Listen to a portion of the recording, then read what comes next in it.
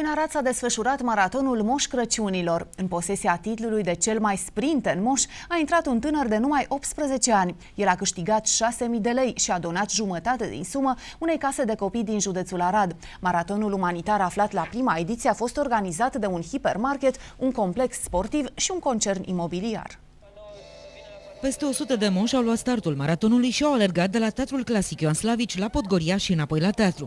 Inițiativa s-a născut în urmă cu o săptămână, iar concursul se derulează din fața teatrului până în zona Bisericii Ortodoxe, la Podgoria, cam 3 km jumate.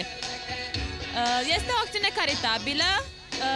Toți cei care s-au înscris, primii 100, au primit costume din partea noastră, iar restul au venit cu costumele de acasă.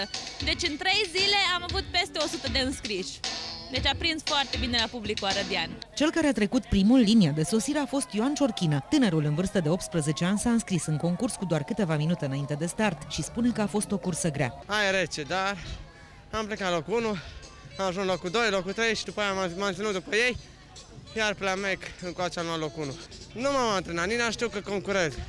Acum am zis că n-am nimic de pierdut și am zis că hai să continui. Ioan Ciorchina a primit 6.000 de roni, din care jumătate a donat unei case de copii, care va folosi banii pentru rechizite, jocuri și dulciuri. Locul 2 a câștigat 2.400 de lei, iar locul 3 1.600 de lei și au donat la rândul lor jumătate din premii.